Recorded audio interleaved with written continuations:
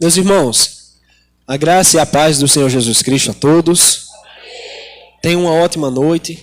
Que o Senhor os abençoe ricamente com a sua palavra que nós estaremos ouvindo nesse momento. A mensagem da ceia de hoje, ela se estenderá, pelo menos até o final do mês. Nós iniciaremos hoje uma série de mensagens sobre a vida de um homem chamado Sansão. Só que eu dei um nome a essa série. Será Cristo e Sansão. Que comparação. Nós estaremos dividindo em 3 partes. Consequentemente, até o final desse mês, os próximos domingos restantes, nós estaremos ouvindo essa grande comparação entre esses 2 homens que existiram na terra. Um, o filho de Manoá, e o outro, o filho de José e de Maria. O filho do homem, o filho de Deus.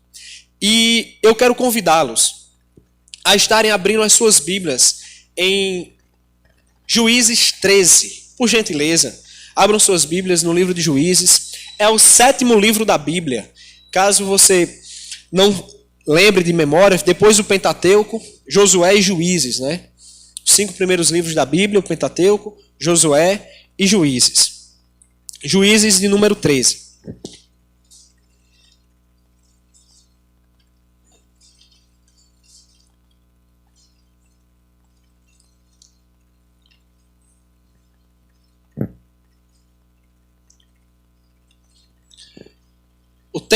A série vai se chamar Cristo e Sansão. Que comparação. E as 3 partes, eu dei um nome a cada uma delas.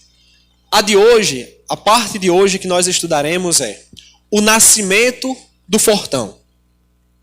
A segunda parte da nossa mensagem será: Nazireu é o teu chamado, mas escolheste o pecado. E a terceira parte e última é Sansão, o fortão do cabelão, mas que tinha a cabeça do tamanho de um feijão. Engraçado, o pessoal do Ministério Infantil já lembrou logo da musiquinha, não é? Tirei de lá. São essas 3 partes. E nós vamos observar na vida de Sansão a comparação com Jesus. Eu quero fazer uma introdução da mensagem antes de ler o texto. Fique com a sua Bíblia aberta e me escute por um momento. A vida de Sansão, ela vai falar muito mais do que nós imaginamos sobre Jesus para nós hoje, do que pelo próprio Sansão. Nós não vamos aprender de Sansão e por Sansão. Nós vamos aprender de Cristo por meio de Sansão.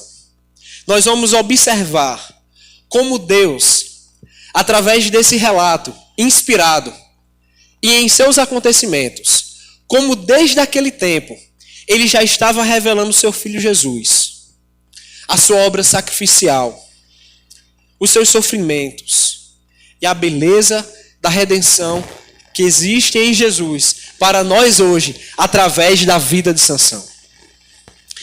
E essa comparação, ela surge a partir de um tema teológico chamado da tipologia. E a tipologia o que é? É quando nós conseguimos ver, observar, tirar conclusões, aprender e enxergar atos redentores de Jesus que já foram pré-anunciados no Antigo Testamento. E em Sansão não é diferente.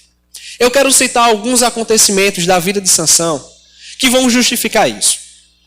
Primeiro, o nascimento. O nascimento de Jesus foi anunciado por quem? Por um anjo. Sansão também teve o seu nascimento anunciado por anjo. As 2 mulheres que deram à luz a essas 2 crianças, Sansão e Jesus, as 2 naquele momento de suas vidas eram impossibilitadas de terem filho. Maria, por ser virgem, e a mãe de Sansão, por ser estéril. A segunda delas é o seu chamado, a sua vocação. Sansão, ele recebeu uma vocação de Deus desde o ventre para ser nazireu. Também com Jesus, as Escrituras nos diz que ele será chamado Nazareno, que vem da mesma origem da palavra nazireu. A mesma vocação desde o ventre materno. Uma segunda comparação entre eles em sua vida é a traição. Os dois foram traídos. Judas traiu a Cristo. E Dalila traiu a Sansão. Todos nós sabemos que Judas traiu a Jesus por quanto dinheiro? 30 moedas de prata, exatamente isso. E eu gostaria que você desse um palpite. Sabe quanto de dinheiro Dalila recebeu dos filisteus por trair Sansão? Exatamente isso que você pensou. 30 moedas de prata. Além de todas essas questões, a morte dos dois são similares. Tanto a morte de Cristo, do nosso Senhor, como de Sansão, foi uma morte sacrificial. Os dois entregaram a sua vida, as suas vidas. Sansão entregou a sua vida para cumprir o seu chamado e vocação, que era libertar Israel da opressão de um povo chamado filisteu. E então Sansão entrega a sua vida em um ato de oração a Deus sacrificial. Mas Jesus, ele entrega a vida dele para nos libertar dos nossos pecados. Jesus entrega a sua vida a Deus em uma última oração. Pai, em tuas mãos eu entrego o meu espírito para salvar a minha vida e a sua. Sansão, pela nação de Israel, que estava sob domínio dos filisteus. E Cristo, por nós, que estávamos sob domínio de Satanás e do pecado. Mas graças a esse ato redentor de Jesus, nós estamos libertos do pecado.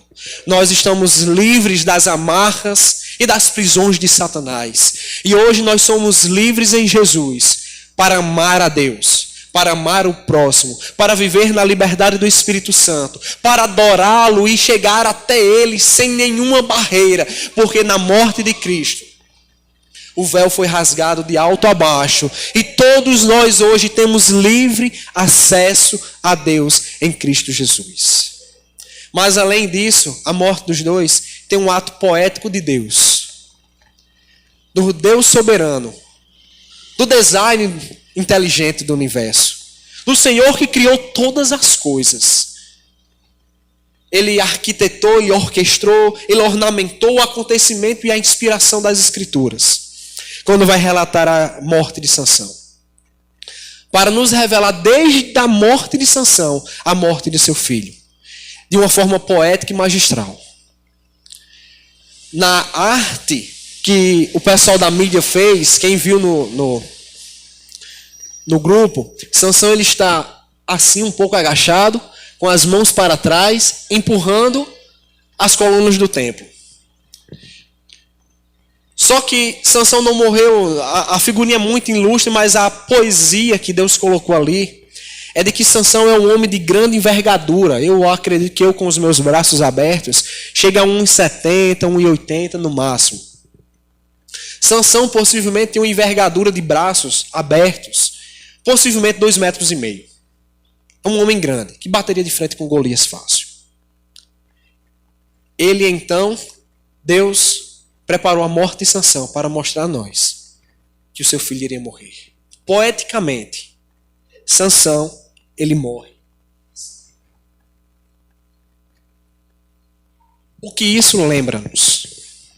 Quem te lembra nesse momento? Cristo. Nosso Jesus também morreu com os braços abertos. Mas ele não derrubava colunas de templos. Ele derrubava as barreiras que existiam entre nós e Deus. Sansão libertou, morreu de braços abertos em uma morte sacrificial. Cristo morreu também de braços abertos, pregado em uma cruz pelas nossas vidas. Então acredito que essas questões justifiquem o tema da nossa mensagem, o que o Senhor quer falar conosco. Cristo e Sansão. Que comparação.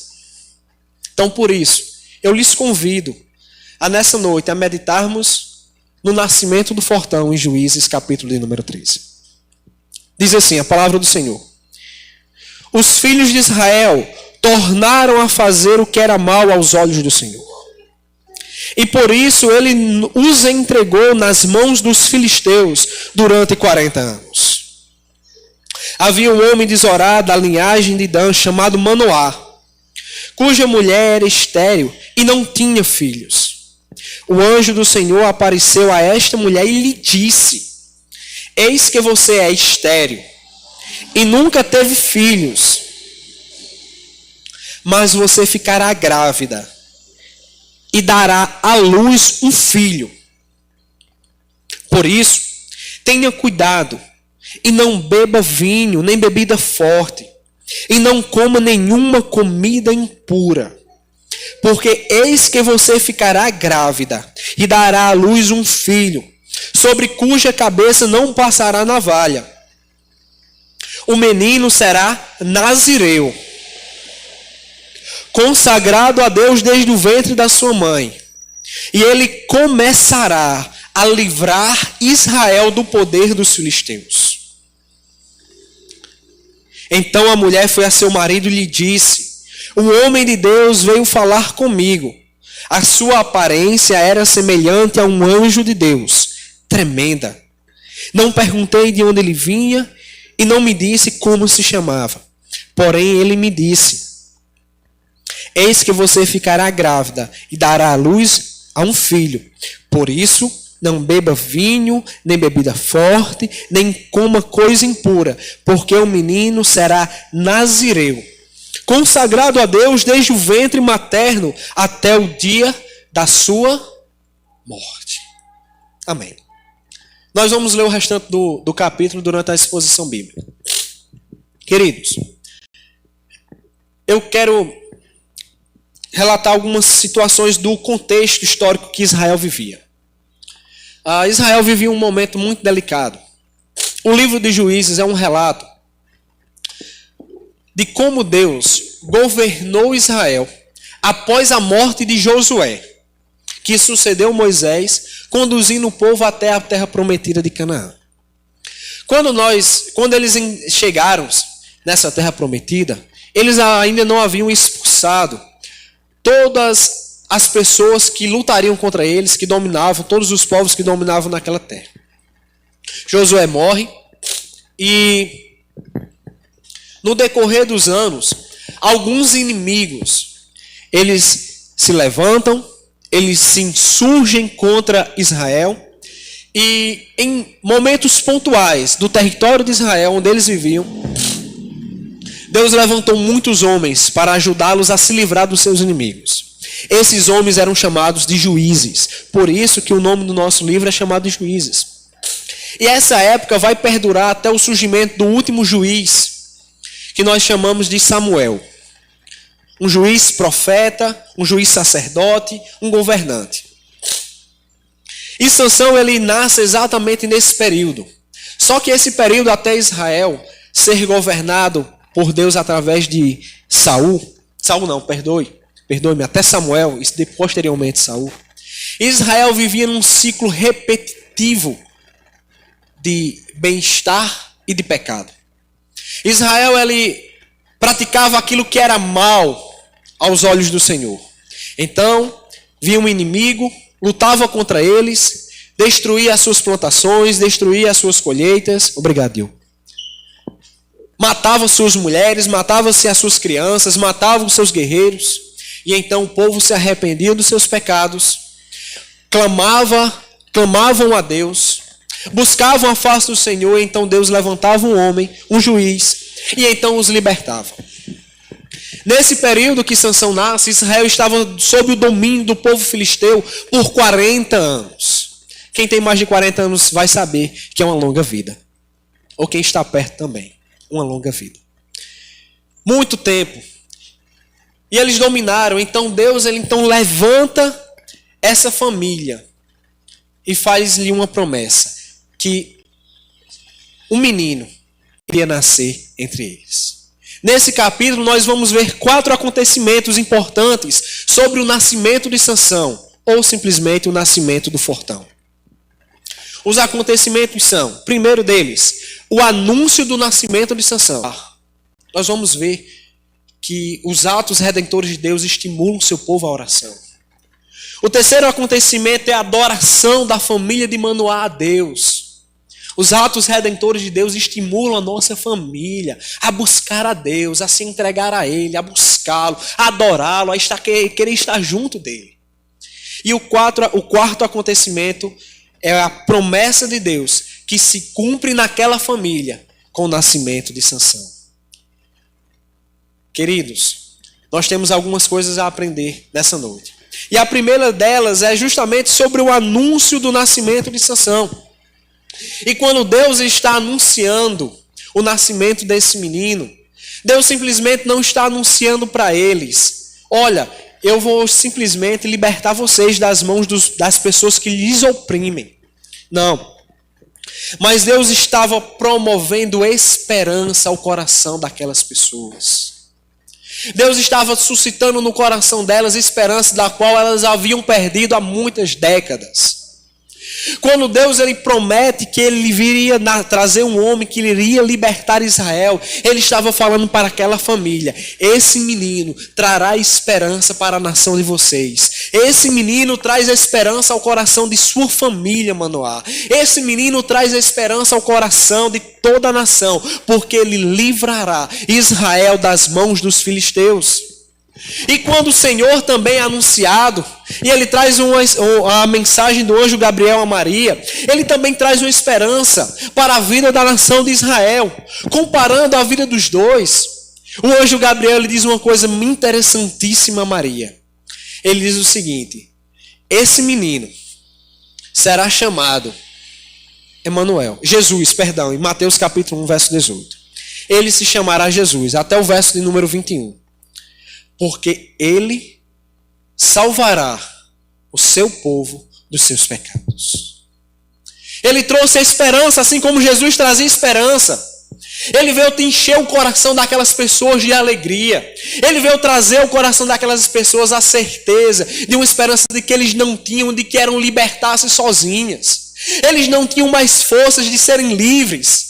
E também o nascimento de Jesus vem nos anunciar de que nós não teríamos forças de nos libertar dos pecados de nós mesmos. Nós não teríamos forças de nos livrar dessa condenação maldita que vem, que é a desobediência a Deus, que nos mata, que destrói a nossa alma, que destrói a nossa sensibilidade a Deus. Mas em Jesus, todos nós temos a esperança de liberdade. O nascimento de Jesus não é simplesmente para ser comemorado em dezembro, mas o nascimento de Jesus é para ser celebrado entre nós todos os momentos de nossa vida, porque ele traz a esperança de redimir o nosso coração, de libertar a nossa alma, de nos conduzir a Deus, porque somente em Cristo, somente no Senhor Jesus, somente nas promessas de Deus, somente nele é que nós podemos ter a verdadeira esperança de vida eterna.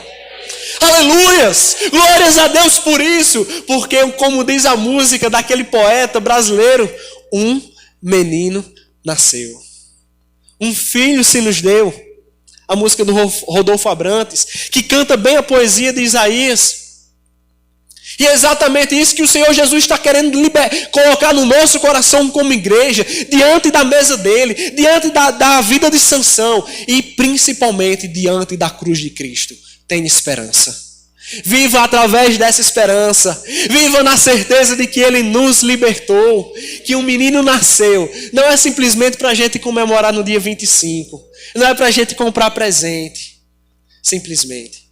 Mas é para nos alegrarmos na doce esperança dos céus que nós temos em Cristo.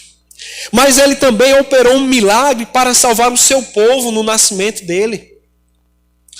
E essa analogia do nascimento de Sansão nos mostra de que Deus, para nos salvar, ele opera milagres nas nossas vidas. Primeira coisa, Deus ele fez de uma mulher estéril, mãe de filho, a mãe de Sansão. A história de Deus, a história da redenção, ela é repleta de mulheres estéreis podendo dar à luz a filhos. Primeiro exemplo disso, Abraão e Sara. O filho da promessa, Isaac, nasceu de uma mulher estéril, que era estéril. Quando Paulo ele vai falar em Gálatas, capítulo de número 3, sobre o filho da promessa, ele diz, não é Isaac. Aquele que Deus havia prometido não era simplesmente Isaac, mas era Cristo. Aquele que descenderia diretamente de Abraão, de Sara, no final da sua linhagem. Nós não paramos em Isaac. Nós não paramos no menino que foi levado até o cume do monte, que foi quase sacrificado. Nós somos conduzidos na história da redenção para o Filho de Deus que foi sacrificado no monte do Gólgota. E aí ele operou um milagre na vida daquela mulher. Ele operou um milagre maravilhoso na vida de Maria, porque Maria era virgem. Essa é uma certeza. A Virgem Maria, Deus a escolheu. E através daquele ventre, ele operou um milagre maravilhoso. Ele operou uma obra extraordinária. Ele gerou ali um ser humano, do qual seria o Filho do homem, mas o próprio Filho de Deus também. E o milagre maravilhoso que nós podemos também celebrar nessa vida, nesse momento, é que em Cristo Jesus, Deus operou um milagre maravilhoso, porque nós estávamos mortos nos nossos delitos e nos nossos pecados. Mas Ele nos deu vida juntamente com Cristo. E em Cristo Jesus nós somos nova criatura. E como Paulo diz, eis que todas as coisas passaram, as coisas velhas passaram, e eis que tudo se fez novo. E o Senhor Jesus nos disse que aquele que não nascer da água e do Espírito não pode entrar no reino de Deus. Deus também fez um nascimento, um milagre maravilhoso na minha e na tua vida. Nós nascemos de novo pela graça de Cristo Jesus. O nascimento de Cristo também vem nos trazer essa esperança, porque até aqueles homens velhos, mulheres já nascidos, crescidos, podem nascer de novo em Cristo Jesus. Nós nascemos de novo. Nós tivemos um nascimento também em Cristo. Nós nascemos para Deus. O segundo acontecimento é a oração de Manoá, a partir do verso de número 8. Então Manoá orou ao Senhor, dizendo: Ah, meu Senhor, peço que o homem de Deus que enviaste venha outra vez e nos ensine o que devemos fazer com o menino que há de nascer. Deus ouviu a voz de Manoá, e o anjo de Deus veio outra vez à mulher, quando ela estava sentada no campo. Porém Manoá, o marido, não estava com ela. A mulher se apressou, correu e deu a notícia ao seu marido, e ela lhe disse: Eis que apareceu aquele homem que falou comigo em outro dia. Então Manoá se levantou e seguiu a sua mulher. Quando ela encontrou o homem, perguntou-lhe: Você é o homem que falou com esta mulher? Ele respondeu: Sim, sou eu. Então Manoá lhe disse: Quando se cumprirem as palavras que você falou, qual será o modo de viver do menino e o seu serviço? O anjo do Senhor disse a Manoá: A sua mulher deve se guardar de tudo que eu disse a ela. Não deve comer nada que proceda da videira. Não deve beber vinho nem bebida forte, nem comer nada que seja impuro. Ela deve observar tudo o que eu lhe ordenei. Esse acontecimento na vida de Manoá, nós podemos fazer uma comparação maravilhosa com a vida de Jesus. Quando Maria, ela recebe as instruções do anjo Gabriel, ela vai até então o seu noivo José e lhe relata tal acontecimento. E aí no coração de José, nós bem sabemos um pouco da história, de que ele intentou deixá-la secretamente. Porém, o Senhor lhe apareceu em sonhos e disse a José: Não deixe Maria. Você estará cometendo um grande erro. Porque o ente que está no seu ventre é o Filho de Deus. trará liberdade a Israel. Manoá, então, ouvindo da sua mulher, ele busca em Deus. Ele faz uma oração. Ele vai buscar o Senhor. Ele vai se debruçar aos pés do seu Senhor. E aqui, queridos, quando nós estamos começando a viver esses atos em Cristo Jesus, esses atos redentores de Deus, aquilo que está em Cristo Jesus, algo natural que deve existir em nós, é buscar a Deus, é buscar ao Senhor. Ele nos libertou, Ele nos deu Jesus Cristo, nós temos essa relação com Jesus e agora Ele nos conduz diretamente a Ele. Esse menino veio e gerou oração, o desejo de orar, o desejo de estar junto de Deus, naquele povo. E Jesus Cristo na nossa vida também deve gerar esse sentimento em nós, o desejo de buscá-lo. Agora buscar o Senhor, o nosso Deus. E Manoá, então, quando ele vai buscar, quando ele vai orar ao Senhor, ele usa o termo Yahvé. Aqui no verso de número 8, então Manoá orou a Yahvé. Ele, quando ele vai se pronunciar a Deus, ele simplesmente ele não usa qualquer nome, mas ele busca, de fato, o Deus da aliança. O termo Yahvé, ele aparece no Antigo Testamento todas as vezes que atos redentores, a aliança de Deus está sendo colocada em jogo. A aliança que Deus havia prometido que levantaria o filho da promessa a Abraão, que traria da sua linhagem o filho sagrado, o filho da prometido.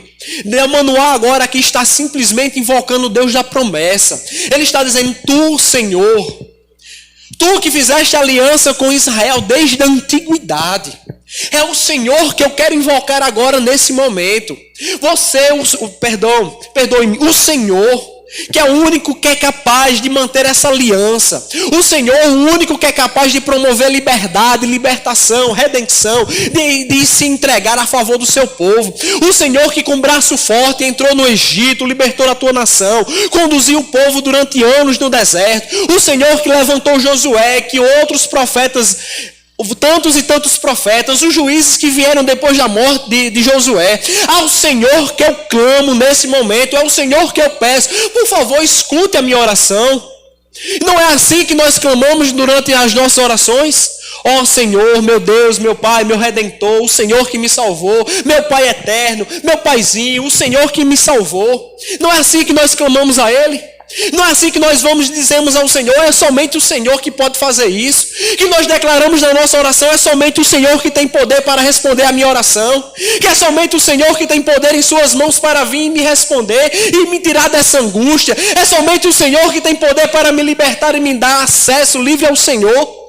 Não é assim que nós clamamos? Não é a Ele que nós clamamos quando nós estamos desesperados. Não é a Ele que nós clamamos porque sabemos que Ele é o Criador dos céus e da terra. Não é a Ele que nós clamamos porque sabemos que Ele é o Pai de Jesus. Não é a Ele que nós clamamos porque sabemos que Ele é o Deus poderoso. Não é a Ele que clamamos porque sabemos que Ele é a estrela da manhã. Não é a Ele sim que nós clamamos. É a Ele sim que a igreja deve render a sua adoração, a sua oração a esse Senhor, ao Deus da aliança, o Deus da promessa, o Deus que visita o seu povo, que traz redenção, que traz um menino, que traz a esperança para a gente. Diante da mesa do Senhor nós oramos e falamos: Senhor, que entregou Jesus em meu lugar, a Ti que eu oro. É assim que Manoá estava se sentindo. Era Ele que ele clamava, não tinha outro. Ele disse: Senhor, eu clamo a Ti. Aleluia! E o resultado foi que Deus respondeu a oração de Manoá. Deus ainda responde a oração hoje, meu irmão. Deus responde a tua oração em Jesus. Clame a Ele, busque Ele, porque Ele vai te responder em Cristo Jesus. Mas talvez você diga: eu não tenho forças para orar. Eu não sei como orar. Às vezes eu simplesmente chego no meu quarto e digo: Jesus, eu não tenho nada para te falar, não consigo falar nada. Mas eu te digo que o Espírito Santo de Deus intercede por nós, com gemidos inexprimíveis nas nossas fraquezas, e conduzindo a nossa oração quando nós não sabemos orar. E o Senhor te ajuda, o Senhor nos ajuda. Mas além de tudo isso, um terceiro acontecimento no nascimento de Sansão é que promove-se a adoração a Deus. Por que nós estamos reunidos hoje aqui? Ou por quem? Através de quê? nós estamos aqui juntos, reunidos, por causa da cruz de Cristo. Por causa do ato supremo de redenção de Deus. Nós estamos aqui reunidos por isso. Verso de número 15. Então Manoá disse ao anjo do Senhor: permita-nos convidá-lo a ficar conosco. Queremos preparar um cabrito para você. Porém, o anjo do Senhor disse a Manoá: ainda que você me convide, não comerei a sua comida. Mas, se você preparar um holocausto referente ao cabrito, ofereça ao Senhor, também Yahvé aqui, ao Deus da aliança. Qual é o seu nome? Aconteceu que Manoá não sabia que aquele era o anjo do Senhor. Então Manoá perguntou ao anjo do Senhor: qual é o seu nome? Para que possamos honrar você, quando se cumprir aquilo que nos falou. O anjo do Senhor respondeu: por que você me pergunta pelo meu nome, que é maravilhoso? Então Manoá pegou um cabrito e uma oferta de cereais e os ofereceu sobre uma rocha ao Senhor Deus. Ele usa aqui dois nomes: Yahvé e El, que é o nome de Deus. Ao Senhor, ao Deus da promessa, que é Deus, que é divino.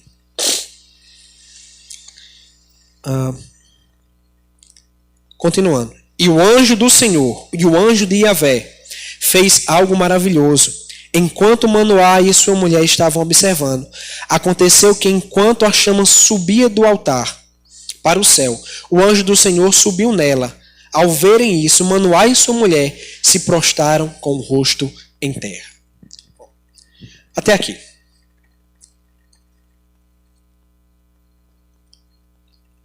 O nascimento de Jesus, o nascimento de Sansão, ele promove algumas coisas. A primeira que nós vimos foi os milagres que Deus opera para nos trazer redenção. Segundo o acontecimento, é que isso nos estimula constantemente a buscar o Senhor, ao Deus da nossa aliança, ao Deus que nos chamou, que nos fez milagres, que nos entregou Jesus. Mas um terceiro acontecimento aqui é que o que provocou no coração da família de Manoá foi a adoração.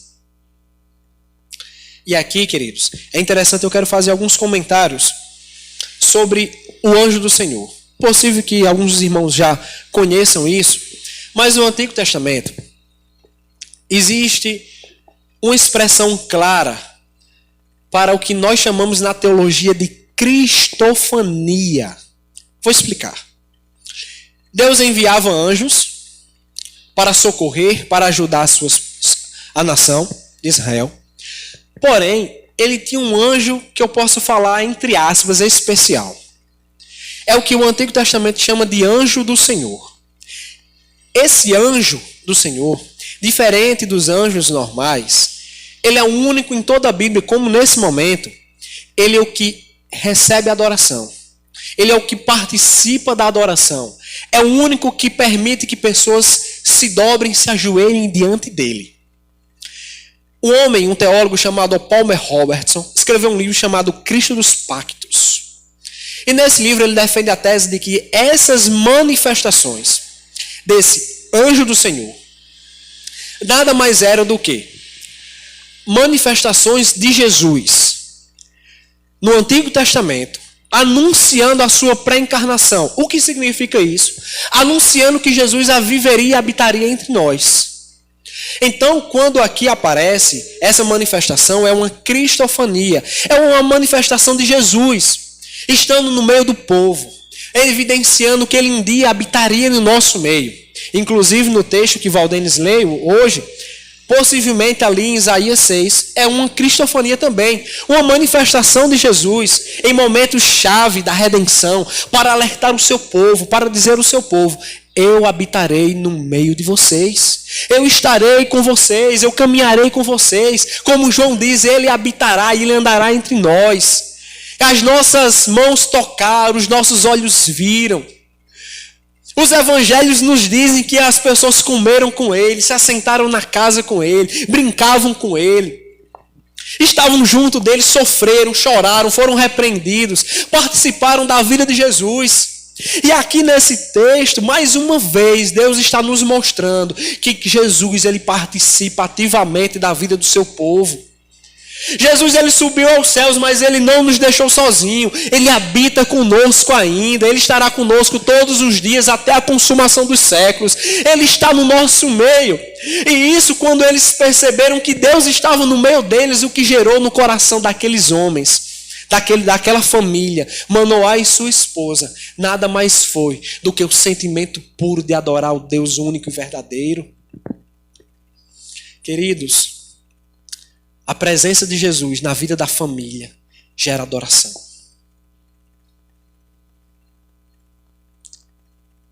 Eu fico triste, eu quero fazer uma palavra pastoral agora. Eu fico triste por muito tempo que nós passamos em modo geral, tantas e tantas famílias sem se reunir para orarem juntos. Qual foi a última vez que todos que moram na sua casa, fora da igreja, fora assistindo um culto, por iniciativa própria, nos colocamos juntos para adorar o Senhor? Às vezes é tão difícil, né? A gente passa o dia todo trabalhando, a gente estuda, vem ajudar na igreja, e sabe o que é que acontece? A gente faz tanta coisa, chega em casa cansado, só quer sentar no sofá e assistir. Ou Netflix, ou maratonar uma série. Mas parece que o desejo de estar juntos e celebrar o nosso Redentor em família, unidos, pai, mãe, filho, avó, tio, sogra, até a sogra, fica difícil, né? Mas aqui, Manoá ele entendeu que Deus estava presente na casa, na família dele, estava operando milagre. E o desejo que ele teve foi de chamar a sua esposa, entrar diante de Deus e oferecer uma grande oferta. E o texto nos vai dizer que quando aquele anjo, o anjo do Senhor, Jesus, a cristofania, Jesus presente entre eles, viu a oferta de Manoá, diz que ele subiu na fumaça. E uma coisa interessante é que no Antigo Testamento diz que quando eles viam no templo, no tabernáculo, a fumaça subindo, eles entendiam que Deus estava aceitando a oferta deles. E eu vou dizer uma coisa a todos nós, que somente em Jesus, somente em Cristo Jesus e nenhum outro, é que a nossa adoração de fato será aceita diante de Deus. Mas o mais interessante de tudo isso é que Ele já nos deu Jesus. Ele nos deu e mesmo assim nós o rejeitamos. Nós o rejeitamos porque às vezes não nos aproximamos de Deus por Ele. Nós muitas vezes queremos nos aproximar do Senhor através de nós mesmos. Nos achamos muitas vezes imerecedores e então por isso não oramos, não adoramos, não reunimos a nossa família. Sabe por quê? Porque o esposo gritou com a mulher. Porque a filha desobedeceu o pai e levou uma lapadinha e às vezes não quer sentar junto para orar. Ah, vou não, pai, você bateu em mim, não quero ficar perto do Senhor hoje não. E nós colocamos tantas e tantas coisas que nos impedem de estarmos juntos em família adorando o Senhor. Mas hoje o Senhor está nos dizendo, eu quero todas as famílias aqui reunidas para me adorar. Eu quero todos vocês juntos, porque eu chamei vocês para em Cristo Jesus estarem juntos, reunidos e adorando o meu santo nome. O Senhor está nos chamando nessa noite para adorarmos. E o desafio é dentro de casa, não é fora não. Para orar, o amigo, a irmã, a pessoa do trabalho que está passando dificuldade, do que o seu esposo, a sua esposa, o seu filho, que vocês brigaram durante o dia.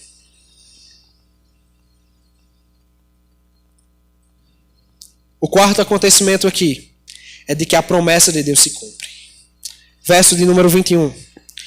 Nunca mais o anjo do Senhor apareceu a Manoá, nem a sua mulher. Então Manoá ficou sabendo que aquele era o anjo do Senhor. Manoá disse à sua mulher, certamente vamos morrer, porque vimos a Deus. Manoá para um pouco, diz assim, mas a mulher Manoá disse, né? Desculpe. Manoá disse à sua mulher: certamente vamos morrer porque vimos a Deus. Mas a mulher lhe respondeu, tipo assim: homem, deixe de ser besta. Se o Senhor Deus quisesse nos matar, Ele não teria aceito as ofertas das nossas mãos, e nem o holocausto, nem nos teria mostrado tudo isso, nem nos teria revelado estas coisas. Depois a mulher deu à luz a um filho e deu o seu nome de Sansão. Só uma nota exegética aqui. Sansão, a raiz do termo Sansão no hebraico, significa pequeno sol, pequenos raios de sol. E em Malaquias, Jesus é chamado de quê? Ser sol da justiça. E no Evangelho de Mateus, capítulo de número 2, se eu não me engano, 2 não, 4 ou é 3, não estou lembrado, e que na terra de Naftali e de Zebulon, o que foi que aconteceu? Apareceu grande luz para aqueles que estavam em trevas. Mais uma com grande comparação aqui. O pequeno sol nasceu. Um pequeno raio de sol anunciava a chegada do sol da justiça. O menino cresceu. Jesus também cresceu em graça e conhecimento diante de Deus e diante dos homens. E o Senhor o abençoou. E o Espírito do Senhor de Yahvé começou a agir nele em Manaé-Dan, entre Zorá e Estaol. Mas em Jesus o Espírito veio sob medida, sem medida. Bom, a promessa se cumpriu.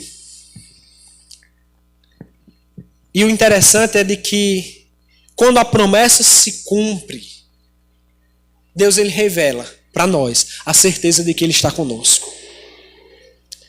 Deus está conosco, porque a promessa de Jesus se cumpriu. Ele é fiel para nos conduzir. Ele é fiel para estar conosco, para cumprir todas as suas promessas. E o melhor de tudo agora é que nós temos inúmeras promessas em Jesus. E se por algum acaso em nós existir alguma dúvida sobre alguma promessa de Cristo, eu quero que você nesse momento peça a Deus para que isso saia do nosso coração. John Piper, um grande teólogo conhecido no meio acadêmico, ele diz uma coisa interessante. Ele diz que a raiz de todo pecado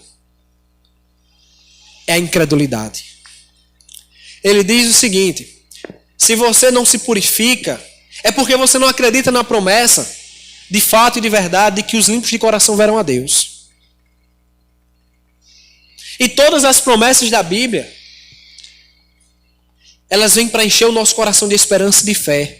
Se nós somos pessoas que resolvemos as coisas sempre no grito, na brutalidade, querendo resolver as coisas nos impondo, é porque nós não acreditamos na promessa de que os mansos herdarão a terra. Se existe alguma coisa que Deus prometeu, que nós ainda não acreditamos 100%, se eu posso assim falar, é porque raízes de incredulidade ainda habitam no nosso coração. Mas o Senhor cumpriu a promessa que Ele fez àquela família. E em Cristo Jesus todos nós poderemos experimentar dia após dia as promessas de Deus se cumprindo em nós. E Ele gera fé em nós, Ele nos dá fé para que nós possamos acreditar de que dia após dia nós viveremos pelas suas promessas. É como o apóstolo Paulo nos diz na carta aos Romanos: é de fé em fé. Sabe o que isso significa? Do início ao fim, pela fé. Algumas lições práticas desse último texto. Escute sua mulher. Às vezes a gente dentro de casa é cabeça dura. Eu sou cabeça do ar. Sou cabeça, não, quem manda aqui sou eu. Escute sua esposa. Vocês que não casaram ainda, tá namorando, escute. Escute ela. Escute ela, viu? Escute ela. Tem muita coisa. Eu sei que nós somos o cabeça do lar. Mas às vezes, a nossa esposa, a nossa companheira, nossa ajudadora, ela vai abrir a nossa cabeça para muita coisa. E nós, como homens do lar, nos momentos certos, quando nós estivermos até mesmo um pouco perdidinho, Deus utiliza a nossa esposa também para nos orientar, para colocar a cabeça que está com torcicolo, às vezes, no lugar, para pensar direito. E o Senhor fez isso com Manoá. Então o coração de Manoá vai crescer em fé. Pois não é que é verdade, Deus não vai matar a gente, não. E a promessa de Deus se cumpriu na vida dele. Quero encerrar, então, essa primeira parte da série de mensagens. Cristo e Sansão, que comparação. A mensagem de hoje foi o nascimento do fortão, mas nos fala muito mais do nascimento do nosso Redentor. Saia daqui com algumas coisas. Primeira, Jesus nasceu para ser nosso Redentor. Sansão nasceu para ser juiz, mas Jesus nasceu para ser justo e justificador daqueles que têm fé em Deus. Nós nascemos de novo em Cristo Jesus. Somos nova criatura em Jesus, criados para as boas obras. Deus, através de Jesus, produz em nós uma espiritualidade sadia para a nossa família.